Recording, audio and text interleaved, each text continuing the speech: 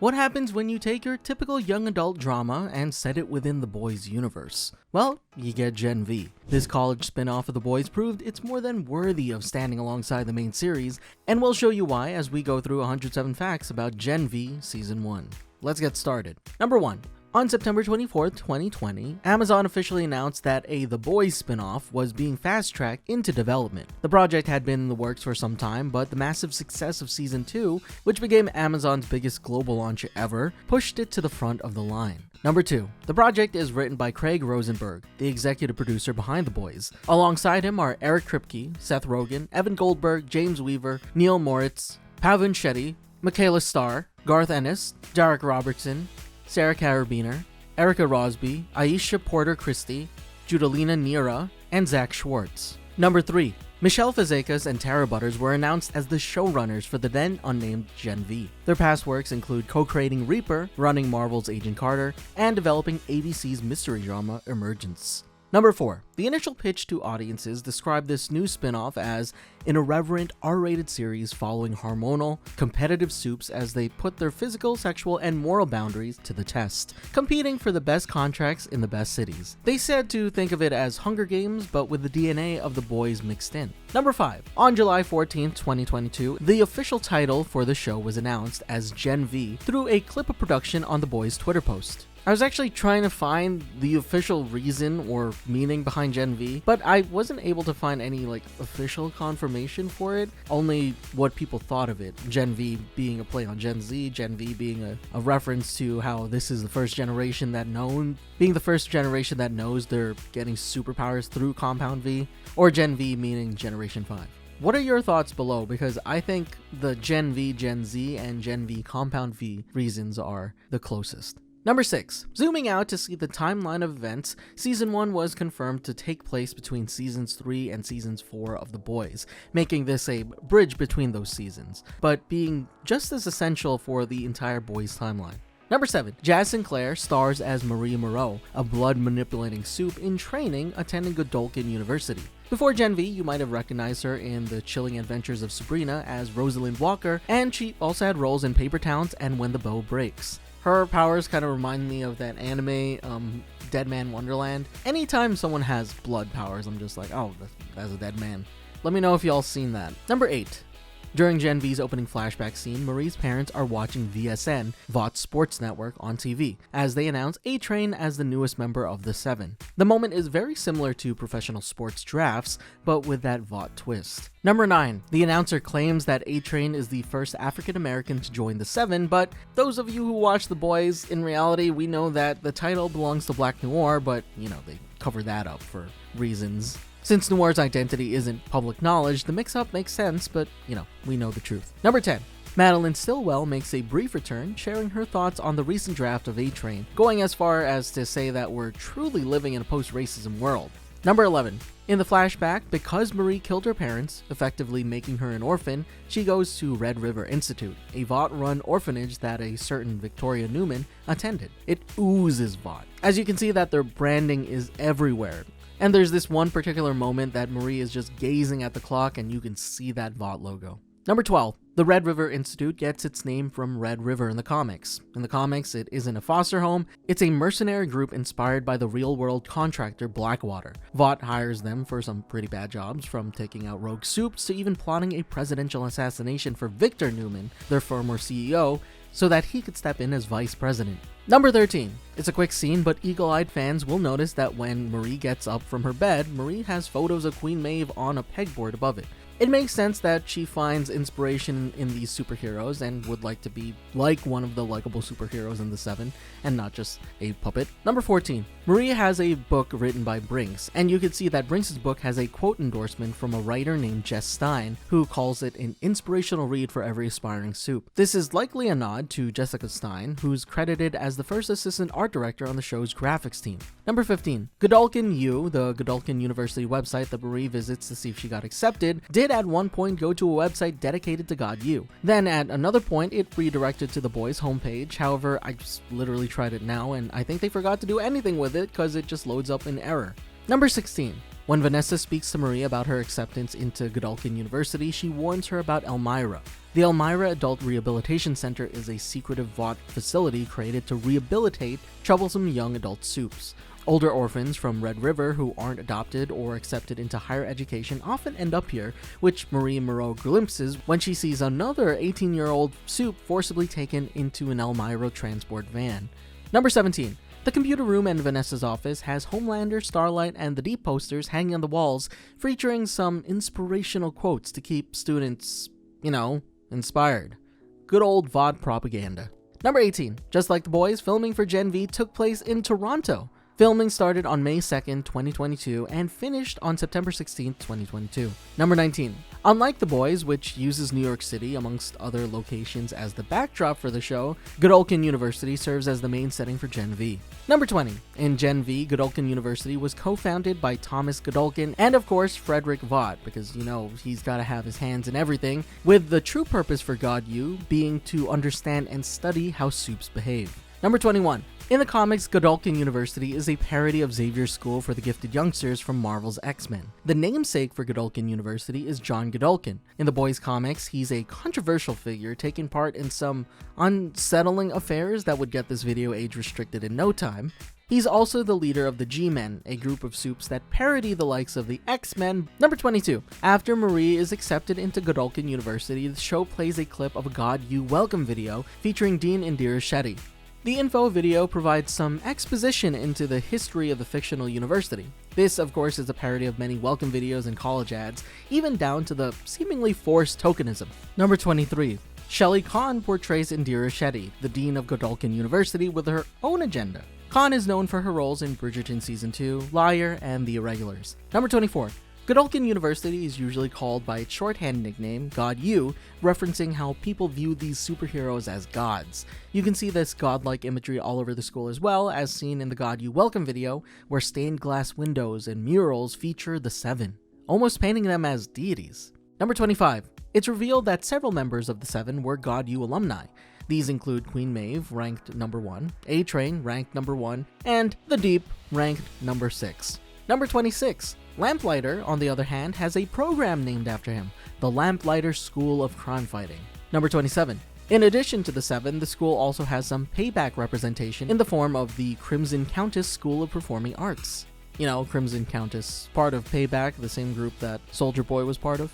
Number 28. For Godolkin University, the University of Toronto's Mississauga campus served as the filming location. Sobey Stadium was the location used for Godolkin Stadium, and Massey College was utilized for exterior and courtyard shots of the Crimson Countess Center for the Performing Arts. Number 29. Being part of the Boys universe, Gen V references the events of the Season 3 finale of The Boys via Vought News. The damage to the Seven's HQ caused by the fight at the end of the season, the one against Soldier Boy, is instead blamed on Russians, with the on-screen text reading, "New evidence Russia plotted Seven Tower attack." Number 30. You might notice that the news crawl below the big headline reads, "Homelander lawyer, he stood his ground." This is also in reference to the Season 3 finale, specifically the moment when Homelander lasers a Starlighter in the face. The stood his ground line could also be a reference to the stand your ground law, a self-defense legal principle that allows a person to use force to protect themselves if they believe they are in imminent danger from harm. Number 31. Reflecting the end of Season 3, where Queen Maeve faked her death, we see the effects of that death with a bunch of Queen Maeve-inspired ads and images, such as a YouTube-style survey about Queen Maeve's branded Brave Maeve's Veggie Lasagna. Number 32. Another effect is that prices of the official Queen Maeve Funko Pop are skyrocketing on the secondhand markets. Unlike its real-life counterpart, the pop vinyl is under the Seven banner instead of the Boys, reflecting how the Seven is the brand in this universe. Number 33. Speaking of secondhand markets, one additional detail that people might miss is that instead of eBay, the Boys universe has VBay, or I'm assuming is VoughtBay, since the V is stylized like the Vought logo. Number 34. One of the first people that Marie meets at Godolkin is Translucent's son, Maverick. He's seen, or rather seen through, multiple episodes and is an RA at Godolkin. This iteration of Maverick is played by Nicholas Hamilton, replacing Charles Alto, who played Maverick in Season 2 of The Boys. Number 35. Liz Broadway joins the Boys universe as Emma Mayer, aka Little Cricket, a Supe who can shrink down to miniature size. Broadway has appeared in The Rookie, Here and Now, and the Amazon pilot College alongside Will Ferrell. Number 36. During production, Emma's last name was originally Shaw, but at some point it was changed to Mayer. A lot of people say that this may have been due to Queen Maeve already having the last name and not wanting viewers to confuse them as relatives. Number 37. One of the posters we spot when we first meet Emma is a poster for Big Crazy Love 2, which stars Termite, another soup that can shrink. Guess Termite was an inspiration for the fledgling soup. Number 38. One detail that you'll notice as the show progresses is that when Emma is small, she wears doll clothes to cover up, which explains why those small clothes look cheaply made and lack any texture or details. Number 39. Midway through the season, it's revealed that Emma's powers aren't limited to shrinking. She can alter her size like Ant-Man, shrinking by purging calories and growing larger by consuming huge amounts of food. Number 40. Patrick Schwarzenegger, the son of superstar Arnold Schwarzenegger, stars as Luke Riordan, aka Golden Boy, the fiery soup and current poster boy for Godolkin University. Outside of Gen V, Schwarzenegger appeared in Midnight Sun, Moxie, and The Staircase.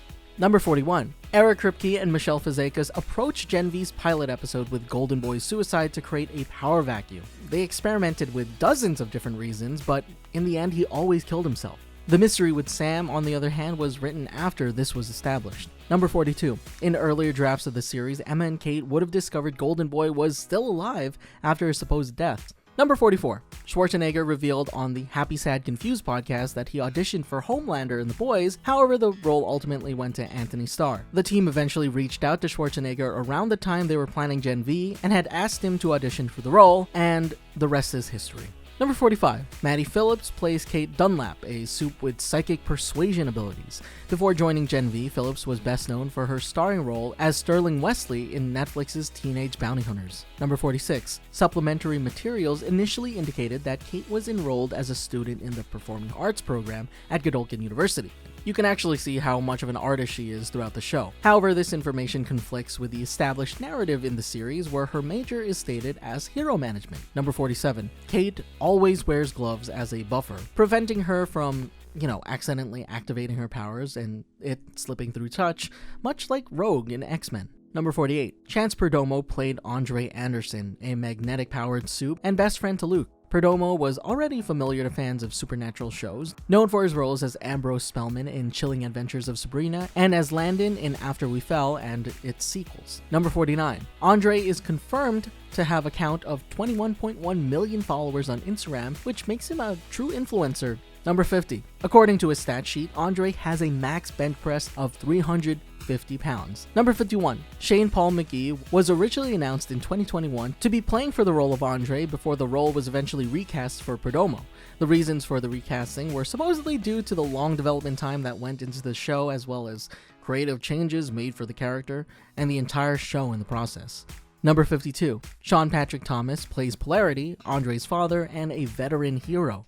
Thomas is best remembered for Save the Last Dance, Cruel Intentions, and more recently, before Gen V, Till. Number 53. London Thor and Derek Liu share the role of Jordan Lee, a gender-shifting soup who can switch between male and female forms. Thor is a singer-songwriter and actor with credits in Shameless, while Liu has acted in Shining Vale and Runaways. Number 54. In an early draft of the series, Jordan Lee was supposed to be a set of twins, with the female being named Jordan and the male being named Mark. Number 55. Raina Hardesty was originally announced to portray female Jordan Lee, however, they left the show with the role eventually going to London Thor. Number 56. Jordan Lee wears an accessory around their neck that's half chain, half pearl necklace, symbolizing their bigender identity. Number 57. One of the students, Justine, tells her peers that her reps are setting her to an audition for a limited series at Vought+. It's an elevated superhero thing, really a meditation on grief told through 70 years of sitcoms, she states. If that description sounds familiar, it's very similar to WandaVision, Marvel Studios' 2021 limited series, the one that explores Wanda Maximoff's grief through different sitcom-inspired episodes. Number 58. Professor Brink pitches Golden Boy on his future with the Seven, with Brink even asking, would you rather take Maeve's old apartment or Starlight's? Which is acknowledging that the two soups from Season 3 are no longer on the team. Number 59. Clancy Brown plays Richard Brinkerhoff, or Professor Brink. Brown is a prolific actor with iconic credits like The Shawshank Redemption, Highlander, and can be heard in SpongeBob SquarePants as the voice of Mr. Krabs. Number 60. Ashley Barrett, Vought International's current CEO, makes a cameo appearance here in Gen V. But, of course, why wouldn't the Vought CEO have a role in this Vought-sponsored school. She can be seen talking to some of God U's board of trustees and is seen in multiple episodes actually, up until the finale. Of course, she is a recurring presence in The Boys, and outside of the series, her actress is known for Fear the Walking Dead, The Marvelous Mrs. Maisel, and Nurse Jackie. Number 61. One very funny inclusion is that the school includes a statue of Soldier Boy in World War II gear, which is just Vought propaganda, seeing as Soldier Boy never actually took part in battles in the war and only starred in films about the war. Number 62. PJ Byrne returns as Adam Bork, Vought's in-house director who is in charge of all the super films like Dawn of the Seven. Byrne is obviously recognizable from roles in The Wolf of Wall Street, and even has a voice role in The Boys Presents Diabolical. The reason why he's in Gen V is because, as revealed in a joke in the show, Bork was cancelled due to an incident with Minka Kelly, resulting in him becoming an acting teacher, a job that he just doesn't seem to be thrilled to be doing. Number 63. Speaking of Dawn of the Seven, in one scene we can see Justine and Emma scrolling through movies on Vought Plus, similar to Netflix. Among the films displayed are the Dawn of the Seven films, as well as solo Queen Maeve and Nubian Prince films. Number 64. There's also a whole row of films dedicated to Termite, like Big Crazy Love 2, and so much more. Justine uses this as an opportunity to tell Emma that Termite used to host parties with real-life disgraced director Bryan Singer. Number 65. We get another look at the Homelander news from another news network, this time NNC, which is obviously a play on CNN. This time around, the headline reads, "Homelander on trial?" with a news anchor off-screen adding that it was for brutally murdering an innocent protester. Much like its real-world counterpart, NNC seems to be a little left-leaning, reinforcing why the news anchor said what he said. Number 66. While A-Train makes a brief appearance in Episode 1, God U, The Deep makes his cameo appearance in Episode 2, Think Brink, continuing the slow slew of cameo appearances in Gen V. Number 67. One of the polls that Emma walks past has a missing poster for Ron Lehman, who is the security guard that was taken down in the previous episode. Number 68. Love Sausage, another soup from The Boys, makes a brief cameo appearance.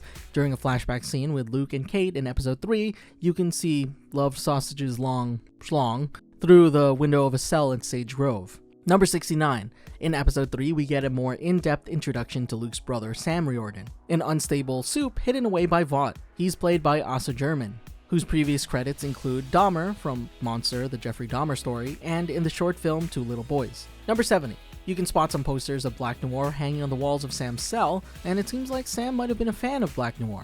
Number 71. In an interview, Asa German claims that Sam's fatal punch to a Sage Grove security guard takes inspiration from Huey's killing of the Blarney Cock in the comics. Number 72. Sam also has a poster for Payback, the Vought-run superhero team that took center stage years before the formation of the Seven. For those that don't quite remember, this team played a prominent role in The Boys Season 3. Number 73. We can see tons of comic books and collections all around his cell as well, giving the impression that he was a big fan of superheroes and comic book stories. Number 74. Episode 4 introduces us to Tech Knight, the tech-savvy soup played by Derek Wilson, best known for his roles as Wolf in Hulu's Future Man and Donnie Shank in AMC's Preacher. Tech Knight's been mentioned in the show before, but this is his first on-screen appearance. Number 75. Producer Kripke was a little hesitant with the idea of putting Tech Knight in the show because in the comics he's more like an Iron Man parody and they couldn't afford to make that suit. Number 76. Gen V adapts Tech Knight, and instead of being like Iron Man, writer Jessica Cho pitched that Tech Knight should be more like Batman, a rich detective-like character with his own TV show. Number 77. Gen V gives us her first glimpse at the soup Shehemoth, who is supposedly a parody of She-Hulk. Rufus can be seen watching an episode of Tech Knight's show, The Whole Truth, focused on Shehemoth's boyfriend's death, and how Shehemoth might have been framed for it. Number 78. In episode 4, the students hide out at the abandoned Stardust Drive-In Theater. Here, you can spot a poster for Red Thunder 2, the sequel to Red Thunder, which was an in-universe movie starring Soldier Boy. Number 79. For those that wish these were real movies, well, I can definitely say that you can watch a scene from one of them, and that's Red Thunder. Jensen Ackles, the actor who portrayed Soldier Boy, actually filmed scenes for the film. The footage was released online in August of 2022 on the Vought International YouTube page. Speaking of the YouTube page, you should check out a lot of the things they have there. It's like not just for promotional purposes, they have a lot of in-universe Vought propaganda. It's actually really fun to see what they upload on that page. Number 80. The Boys universe has a parody of Sesame Street called Avenue V, with a V there for Vought, obviously. But with that name, it could also be a parody of Avenue Q, which in itself is a real-world parody of Sesame Street, making this parodyception. Number 81. Avenue V includes a cameo of Jason Ritter, and Gen V decided to include Sam cursing him out. Number 82. In the episode, Marie turns to Rufus for help, only to discover that he's basically a predator. When he tries to make a move on Marie, things backfire on him because Marie uses her blood powers against him. Showrunner Michelle Fizakis revealed to Variety that the character's name was intentional, describing Rufus as like human Rufinol, while executive producer Eric Kripke explained they always saw him as a walking roofie. Number 83. In an earlier script of the show, Rufus was going to lead a secret club of Supes, likely called the Monster Club, who knew Godolkin personally. Number 84. Mesmer returns in the form of an old TV show called The Mesmerizer, starring Mesmer when he was still a child. The Supe, who was portrayed by Haley Joel Osment in Season 1 of The Boys, is played by Aram Avakian in the short little cameo. Number 85. During the opening credits for The Mesmerizer, the narrator says there's only one person who can see inside their hearts. Lots of fans believe that this could be a reference to one of Osmond's iconic roles, Sora from Kingdom Hearts. In the series, Sora is chosen to wield the Keyblade, a weapon that lets him connect to and unlock people's hearts. Did someone say the door to darkness? Number 86. According to Kate, Golden Boy hated Mesmer and his TV show, and he would constantly complain about it whenever he watched it. Number 87. Episode 6 is titled Jumanji, a nod to the classic film and its isekai-like premise of characters being pulled into another world, which in this case is Kate's mind. The title also doubles as a self-reference to one of the episode's earlier scenes where Kate persuades Rufus to hit himself in the groin with a baseball bat every hour while shouting Jumanji. Number 88. When Emma talks to Kate, you can see that there's a poster that says "Girls Get It Done," bringing back Queen Maeve's Vought-approved slogan from Season 2 of The Boys. Number 89. Soldier Boy appears in Kate's mind as his true self, someone that is rude, vulgar, and arrogant. But is this really how Kate thinks of Soldier Boy? Considering how close he is to how the real Soldier Boy acts, no one knew how the real Soldier Boy was because he was never portrayed in the public by Vought like that. He was charismatic and selfless, so it makes you wonder, how did Kate know about the real Soldier Boy? Number 90. According to Michelle Fizakis and Eric Kripke, Soldier Boy's role was originally going to be Taylor Lautner. No, not Lautner playing Soldier Boy, literally just the actor. The cast was supposed to be surprised that he was there, with Lautner just saying that he was Kate's crush. Number 91. The return of Soldier Boy in Kate's mind was actually the showrunner's second idea. Apparently Ackles was really wonderful to work with, choosing to move around his schedule to suit up for the role. The showrunners felt like it was the perfect way to include Soldier Boy in the spin-off since the events of The Boys made it hard to include him in the real world in the show itself. Number 92. According to the showrunners, the team came up with countless euphemisms for Kate's pastime, though only about 10% of them made it into the episode. Number 93. During Sam and Emma's love scene, the Emma puppet presses her hand against a fogged-up glass, which is a reference to everyone's favorite iconic steamy moment in Titanic. Number 94. In Kate's room, you can spot a poster of Queen Maeve in a style that mimics 2017's Wonder Woman movie poster, showing her hero inspirations growing up. Number 95. Funko Pop versions of Homelander, Starlight, and Black Noir can be spotted on the shelf by the television at the eatery where Kate meets Andre, Jordan, and Marie. Number 96. Grace Mallory makes a cameo appearance where Dean Shetty speaks with her about the Supes. It's revealed in this episode through a retort by Dean Shetty against Grace Mallory that Mallory's grandchildren are dead, killed by Lamplighter. Number 97. The green room where Marie and Victoria meet up showcases more in-universe posters. This time around, we have posters for Whiskey Sunrise, starring Crimson Countess,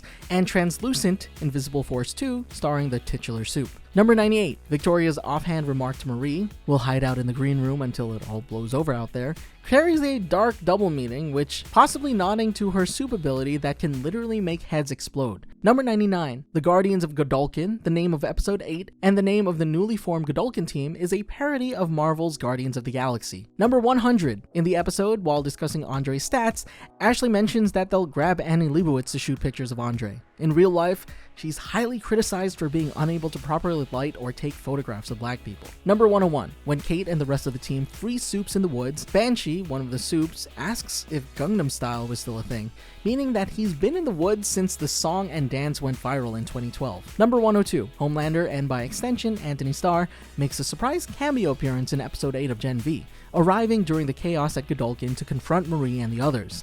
This moment is when I knew Gen V was an important spin-off to the boys universe. This is like when Darth Vader shows up in any Star Wars TV show or video game. It just makes it immediately feel more important with their presence there. Number 103. Like most superhero content out there, Gen V includes a post-credits scene that would tease us for what's to come in Season 4 of The Boys. Carl Urban as Billy Butcher returns and is seen entering the Woods facility. Number 104. Season 1 of Gen V was met with strong reviews from both fans and critics alike, praised for expanding the Boys universe with fresh characters and storylines. On Rotten Tomatoes, it earned an approval rating somewhere in the 90% range, making it one of the highest rated superhero shows of 2023. Number 105. Seems like Amazon was very pleased with early reception to Gen V because just weeks after the show's debut, Amazon officially announced that they renewed Gen V for a second season on October 19, 2023. Number 106. Chance Perdomo tragically passed away on March 30th, 2024 at the age of 27 in a motorcycle accident in upstate New York. He was actually traveling to Toronto for the table read for Gen V's second season, but the news of his passing came as a shock to the cast and crew and fans alike. Number 107. On May 5th, 2024, the Gen V Instagram account confirmed that Andre Anderson would not be recast. Instead, they are recrafting Season 2's storyline while honoring his actor Chance Perdomo's legacy. And that's 107 facts about Gen V Season 1. What did you think about the spinoff? What was your favorite moment from Season 1? Let us know in the comments below. Don't forget to like, subscribe, and hit the bell so you don't miss our next video. And thanks for watching, and we'll see you next time.